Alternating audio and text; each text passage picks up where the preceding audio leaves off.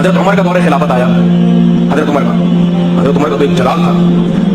حضرت عمر نے ایک موقع پر غنیمت جو فے کا مال ہوتا ہے نا بیت المال میں، جس میں امیر کو اختیار ہوتا ہے جس کو چاہو تو جب وہ تقسیم کیا تو اپنے بیٹے، حضرت عمر کی عادت یہ تھی کہ جس کی خدمات دین میں زیادہ ہیں ان کو زیادہ دیا کرتے تھے، اور جس کی خدمات کم ہیں ان کو کم دیا کرتے تھے. یعنی جو جہاد میں نبی کے ساتھ زیادہ شریک ہوئے جیسے بدر کے صحابہ، ان کو پہلے بلا کے دیا کرتے تھے اور زیادہ دیا کرتے تھے. جو بعد میں ایمان لائے ان کو کم دیا کرتے تھے.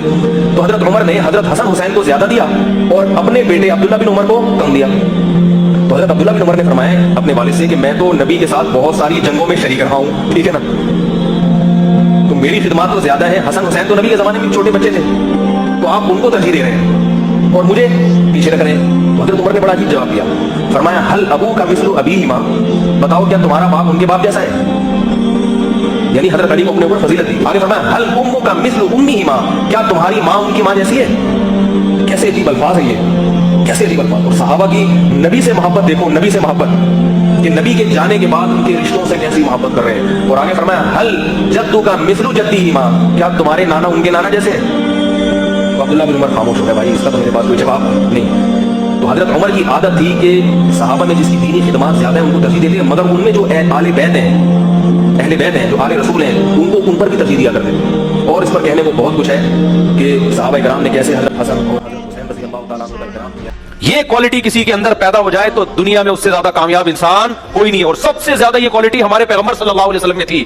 یہی وجہ ہے کہ 23 سال میں پورے عرب کی کایا پلٹ دیا آپ نے. 23 سال میں ایسے پلٹ کے رکھ دیا پورے معاشرے کو.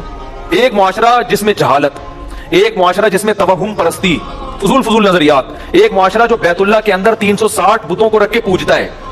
تو 13 سال تو آپ دعوت دیتے رہے. لیکن کیسی پالیسی آپ صلی اللہ علیہ وسلم نے اختیار کی ہیں کہ 23 سال میں ایسا کھڑا کر دیا امت کو کہ پوری دنیا میں اسلام پھیل گیا تھوڑے عرصے کے اندر.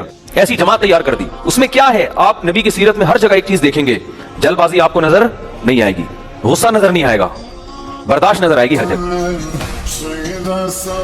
تو اللہ کو سب سے زیادہ غضب پتہ ہے کس وقت آتا ہے؟ جب کوئی زنا کرتا ہے نا اس پہ بھی آتا ہے بہت زیادہ. جب کوئی چوری کرتا ہے نا اس پہ بھی بہت آتا ہے، لیکن سب سے زیادہ نہیں آتا. جب کوئی ماں باپ کا دل دکھاتا ہے اس پہ بھی بہت غضب آتا ہے، سب سے زیادہ نہیں آتا. جب کوئی نماز چھوڑتا ہے یقیناً بہت غصہ آتا ہے، سب سے زیادہ نہیں آتا. جب کوئی قتل کرتا ہے بہت غصہ آتا ہے، سب سے زیادہ اس پہ غصہ نہیں آتا. جب کوئی چوری کرتا ہے اس کو بھی بہت غصہ آتا ہے، سب سے زیادہ غصہ نہیں. سب سے زیادہ غضب اللہ کو اس وقت آتا ہے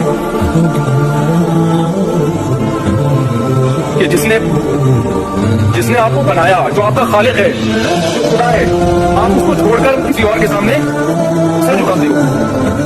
بہت غصہ آتا ہے اس کو. اللہ کی نظر میں جو اللہ کو ماننے والے اور نہیں ماننے والے ان میں فرق یہ ہے کہ کون حی علی الصلاۃ کی سزا پہ نماز کی تیاری کرتا ہے اور کون تیاری نہیں کرتا. یہ وہ فرق ہے. حدیث میں آتا ہے، صحابہ کہتے ہیں کہ ہم جو منافقین کو پہچانتے تھے نا اور غیر مسلم اور کافر کو پہچانتے تھے وہ کلمے سے نہیں ملتا کہ کون کلمہ پڑھتا ہے کون نہیں پڑھتا. کلمہ پڑھنے میں کتنا ٹائم لگتا ہے. ہم یہ دیکھتے تھے کہ اذان کے ٹائم پہ کون نماز کی تیاری کرتا ہے اور کون نماز کی تیاری نہیں کرتا. اس سے ہمیں پتہ چلتا تھا مسلم ہے یا غیر مسلم.